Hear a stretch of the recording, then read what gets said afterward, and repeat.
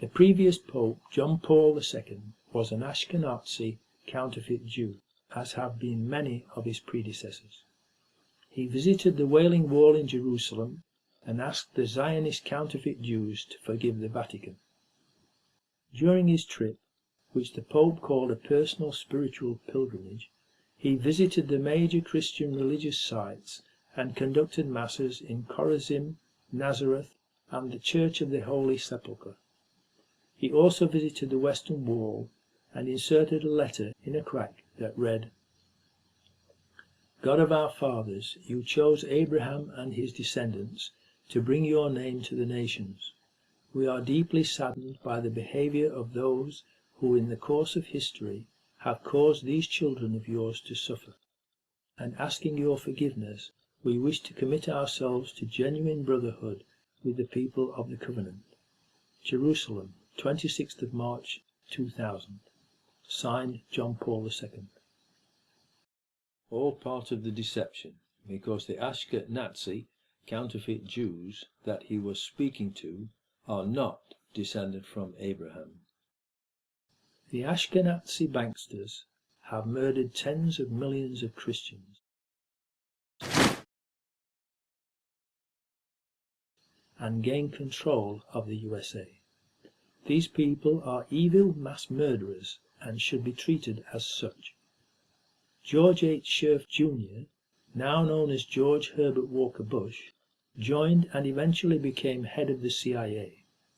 He later became president unlawfully because he was born in Germany, not in America.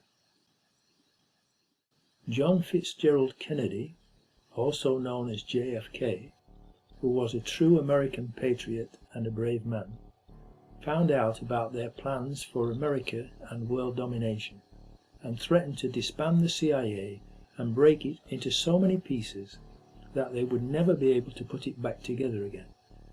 He also found out that the Ashke-Nazi counterfeit Jewish state in Israel was acquiring nuclear weapons and sought to stop them from having them.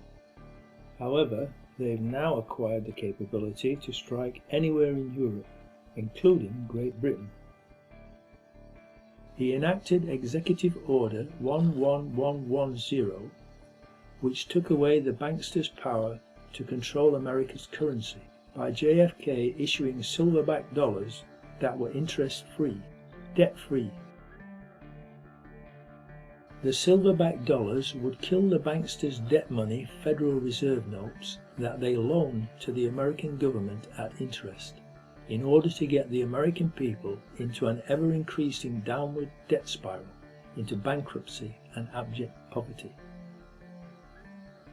He also wanted to end the Vietnam War, which was making billions of dollars for the banksters' military-industrial oil complex that President Dwight D. Eisenhower warned the American people about in his resignation speech.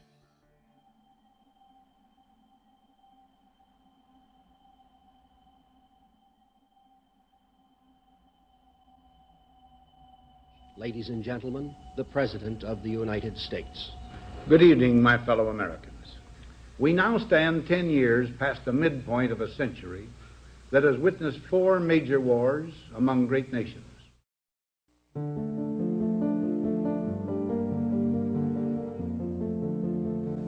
Until the latest of our world conflicts, the United States had no armaments industry.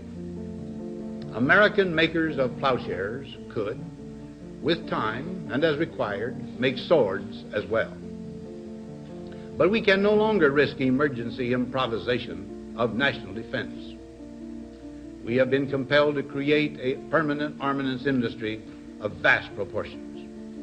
Added to this, 3.5 million men and women are directly engaged in the defense establishment. Now, this conjunction of an immense military establishment and a large arms industry is new in the American experience.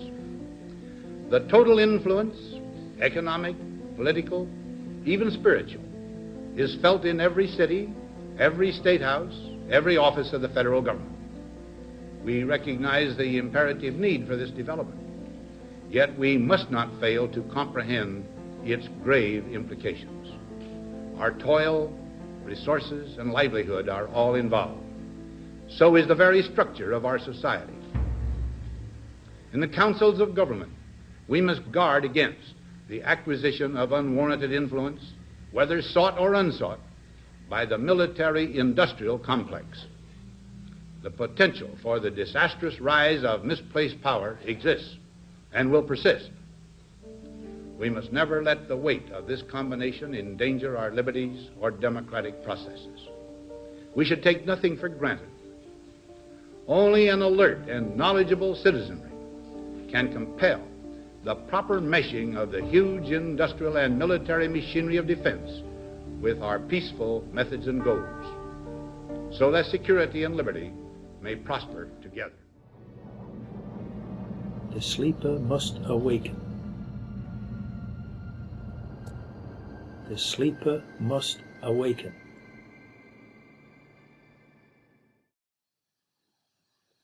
That's 4 very compelling reasons why the Ashke-Nazis wanted JFK dead. This war business policy is outlined well in the film titled Good Will Hunting.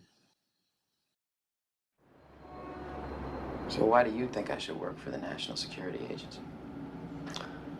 Well, you'd be working on the cutting edge.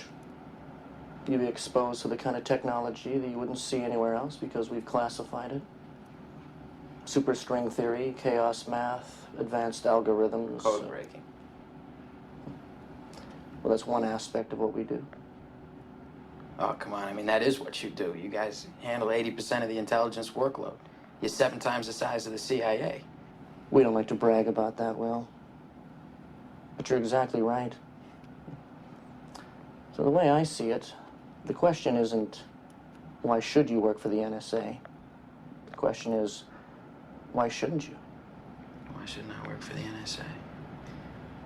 It's a tough one. But I'll take a shot. Say I'm working at the NSA and somebody puts a code on my desk, something no one else can break. Maybe I take a shot at it, and maybe I break it. And I'm real happy with myself because I did my job well. But maybe that code was the location of some rebel army in North Africa or the Middle East, and once they have that location, they bomb the village where the rebels are hiding. 1,500 people that I never met, never had no problem with, get killed. Now the politicians are saying, oh, send in the Marines to secure the area because they don't give a shit. It won't be their kid over there getting shot, just like it wasn't them when their number got called because they were all pulling a tour in the National Guard.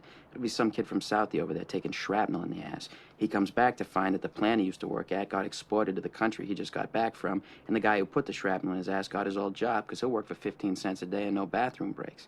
Meanwhile, he realizes the only reason he was over there in the first place was so that we could install a government that would sell us oil at a good price. And of course, the oil companies use a little skirmish over there to scare up domestic oil prices. A cute little ancillary benefit for them, but it ain't helping my buddy at $2.50 a gallon. They're taking their sweet time bringing the oil back, of course. Maybe they even took the liberty of hiring an alcoholic skipper who likes to drink martinis and play slalom with the icebergs. It ain't too long till he hits one, spills the oil, and kills all the sea life in the North Atlantic. So now my buddy's out of work. He can't afford to drive, so he's walking to the job interviews, which sucks because the shrapnel in his ass is giving him chronic hemorrhoids, and meanwhile he's starving because every time he tries to get a bite to eat, the only blue plate special they're serving is North Atlantic scrod with Quaker State. So what did I think? I'm holding out for something better. I figure, while I'm at it, why not just shoot my buddy, take his job, give it to his sworn enemy, hike up gas prices, bomb a village, club a baby seal, hit the hash pipe, and join the National Guard. I could be elected president. The Banksters, therefore, like they did to Abraham Lincoln, James A. Garfield, and William McKinley, only this time very publicly, murdered JFK in Dealey Plaza in Dallas, Texas, on November the 22nd, 1963, in a coup d'etat to take over control of America. Many people claim that George Sirleaf Jr., now known as George Herbert Walker Bush, was in Dallas that day, working for the CIA and Banksters. But he has always denied it, even though they claim there is proof that he was there.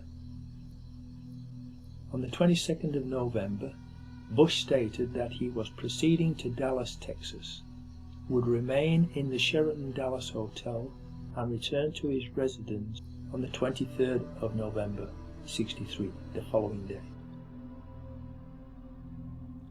And here he is, trying to convince everyone that Lee Harvey Oswald killed JFK, while smirking about it and talking about conspiracy theories, like his son did over the inside job 9/11 attacks.